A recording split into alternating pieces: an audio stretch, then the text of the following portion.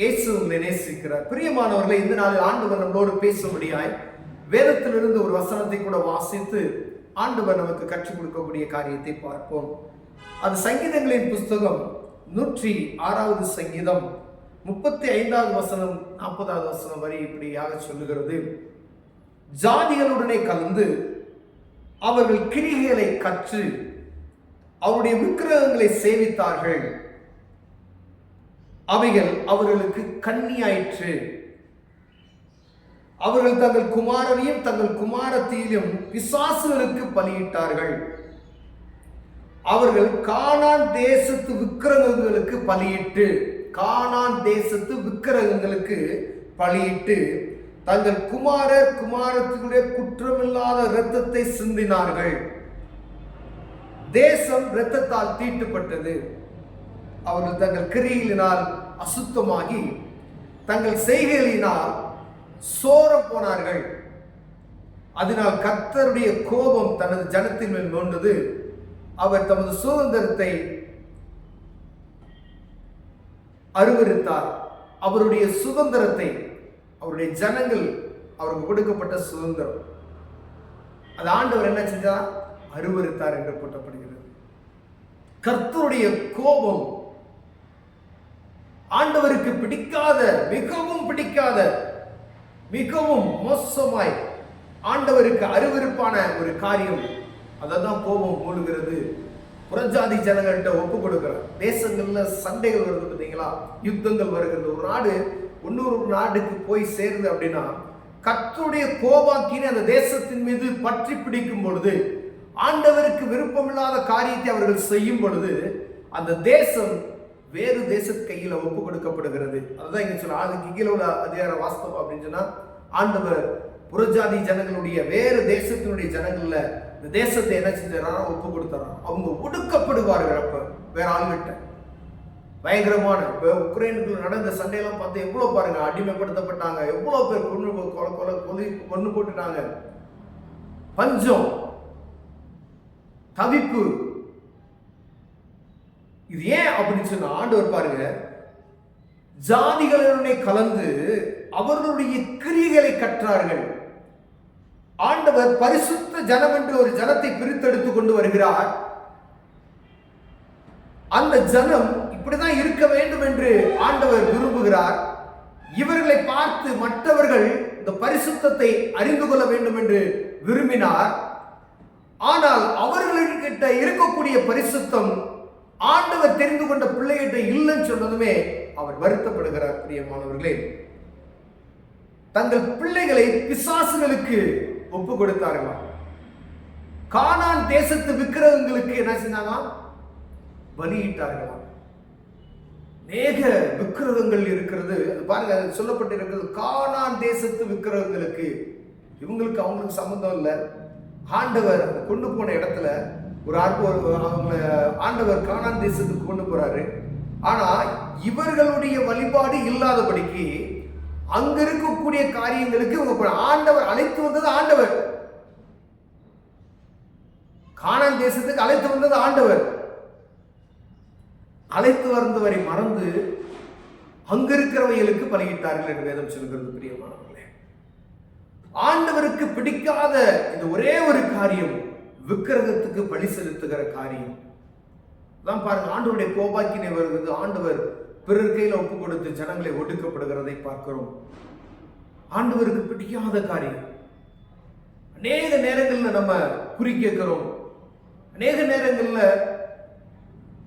தேவையின் நிமித்தமாய், நண்பர்களின் நிமித்தமாய் என்ன செய்யறோம் அப்படின்னா, பாருங்க, ஒரு சாதாரண மனிதன்கிட்ட போய் சோசியம் பார்க்கிறோம், மாந்திரங்கள் செய்கிறார்கள். இதெல்லாம் விக்கிரக ஆராதனை.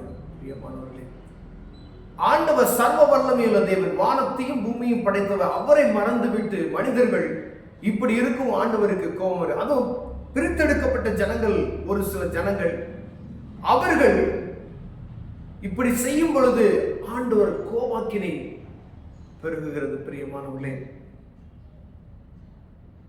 அவர்கள் தங்கள் கிரியைகளினாலே அசுத்தமாகி தங்கள் செய்களினாலே சோரம் போனார்கள்.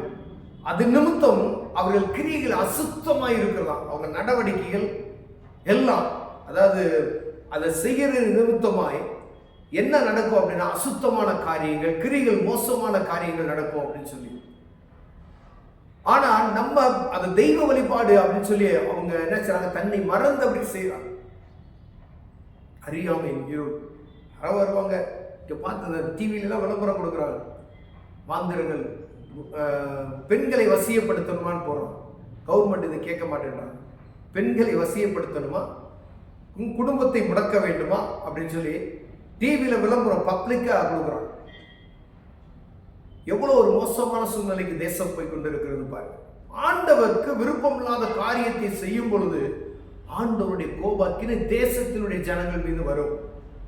அப்ப ஆண்டவர் என்ன சொல்றாருன்னா, அவருடைய கோபத்தின் நிமித்தமாய் அவர் சுதந்திரமான அவருக்கு சுதந்திரம் என்று சொல்லப்பட்ட நம்மளை வெறுக்கிறார் என்று சொல்லி வேதம் சொல்லுகிறது. பிரியமானவர்களே, ஒருவேளை அறியப்படாதவர்களுக்கு ஆண்டவர் என்று சொல்லலாம். நல்லா கவனமா இருக்கணும். அறியப்படாதவர்களுக்கு, விசுவாசத்தின் நிமித்தமாய் ஆண்டவரை ஏற்றுக்கொண்ட ஒவ்வொருவருக்கும், கிறிஸ்தவர்கள் அநேகர் உண்டு,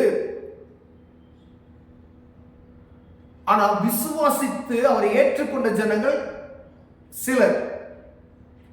கிறிஸ்தவர்கள் அநேக பேர் போயிடலாம். ஆனா அறிந்து கொண்டு நீங்க செய்றீங்க பார்த்தீங்களா, இது இங்க ஆண்டவர் சொன்ன காரியம் எப்படின்னா, பிரித்தெடுக்கப்பட்ட அந்த கூட்டம் தான் வருது. அவர்கள் தான் உன்னை அற்புதமான பாலும் தேனும் ஓடுகிற தேசத்துக்கு நான் உன்னை அழைத்து போவேன் என்று ஆண்டவர் சொன்னார். அந்த தேசத்துக்கு கொண்டு போனதுமே அங்க என்ன செய்யறாங்க அப்படின்னா, அழைத்த தேவனை மறந்து விட்டார்கள். கானான் தேசத்து விற்கிறவங்களுக்கு பழி செலுத்துகிறார்கள். ஆண்டவருடைய கோபாக்கினை வெளிப்படுகிறது. அப்ப இதுல ரெண்டு தவறுகளான காரியங்கள். ஒன்று பாருங்க, இவங்க மூதாதையர்கள் இவர்களுக்கு கற்றுக் கொடுக்காமல் இருந்திருக்கலாம். அவர்கள் அந்த கண்டித்து அழைத்து வந்த தெய்வத்தை, வழிநடத்தி வந்த பாதைகளை சொல்லிக் கொடுக்கணும். நான் இப்படிதான் நடந்து வந்தேன், பாதை திரும்பி பார்க்கணும். எப்படி தாழ்மையில் இருந்து ஆண்டவர் தூக்கி கொண்டு வருகிறார், அப்படி இருந்த என்ன ஆண்டவர் இப்படி அற்புதமாய் நடத்தி வந்தார். நாங்க எகிப்தில் இருக்கும் பொழுது அடிமைகளாக ஒடுக்கப்பட்டு இருந்தோம், நசுக்கி கொண்டிருந்தோம். எங்களை ஆண்டவர் அவர் கரம் பிடித்து எங்களை அழைத்து வந்தார். எங்களை அழைப்பதற்கு நிமித்தமாக எகிப்து தேசம் முழுவதும் எத்தனை அற்புதங்களும் அடையாளங்களும் கொள்ளை நோய்களும் ஆண்டவர் அந்த ஜனங்களுக்கு வாதிப்பை கொண்டாக்கினார் என்பதை நாம் அறிந்திருக்கிறோம் என்பதை இவர்கள் சொல்லியிருக்கிறோம். வழியில் அவர்கள் கடந்து வந்த பாதையை அவர்கள் பார்த்த என்ன காரியமா அற்புதங்களை நான் பிள்ளைகளுக்கு கதையாய் சொல்லியிருக்கோம். ஆண்டவர் அதான் சொல்றார், உன் பிள்ளைகளுக்கு இதெல்லாம் கற்றுக் கொடு, உன் பிள்ளைகளுக்கு நீ நடந்து வந்த பாதையை சொல்லிக் கொடு அப்படின்றார். இதை சொல்லியிருந்தாங்கன்னா இவங்க என்ன செய்யலாம், மைண்ட்ல இருந்திருக்கும், ஐயோ நம்ம பயங்கரமான ஒரு தப்பை செய்கிறோமே, ஒரு தப்பு ஏதோ ஒரு நம்ம அறியாமல் தம்பு இருதயம் படப்படன்னு அடிக்கும் பார்த்தீங்களா, அந்த படபடப்பு இங்க உண்டாக வேண்டும். பிரியமானவர்களே, ஐயா சிறிய தவறுக்கு ஆண்டவர் அதை சொல்லாத ஒரு தவறுக்கு இருதயம் படபட படிக்கிறது பார்த்தீங்களா. அதாவது ஒரு காரியம், சின்ன ஒரு நம்ம டீச்சர்ஸ்க்கு ஒரு எஜமானனுக்கு பயப்படுகிற பயத்தினுடைய படப்படப்பை காட்டிலும் தெய்வத்துக்கு பயப்படுகிற அந்த படப்படப்பு இல்லைன்னு வச்சுக்கோங்க, இப்ப நம்ம அந்த இடத்துல தோத்து போயிட்டோம்னு அர்த்தம். தெய்வ பயத்துக்கு தான் படப்படப்பு இருக்கணும், மனுஷ பயத்துக்கு அந்த படப்படப்பு இருக்கக்கூடாது. இப்ப கர்த்தர் பார்த்து கொண்டு இருக்கிறார் என்ற நோக்கம் உங்களுக்கும் எனக்கும் இருக்கு. ஆண்டவர் அற்புதம் செய்ய வல்லமையுள்ளவராக இருக்கிற பிரியமானவர்களே, இந்த தவறை நம்ம செஞ்சோம் அப்படின்னா ஆண்டவர் உங்களோடு தான் பேசுறாரு. ஆண்டவருக்கு பிடிக்காத அந்த விஷயத்தை செய்யாதபடிக்கு நம்மை காத்துக்கொள்ளும்படி அவர் சமூகத்தை நோக்கி பார்ப்போம். கண்களை மூடும். அன்பின் தகப்பனே, ஆண்டவருக்கு விருப்பமில்லாத இந்த காரியத்தை நாங்கள் செய்யாதபடிக்கு எங்களை காத்துக்கொள்ளுங்க. எங்க பிள்ளைகளுடைய பிள்ளைகளுக்கு கற்றுக் கொடுக்க உதவி செய்யுங்க. இயேசுவின் நாமத்தில் ஆமென்.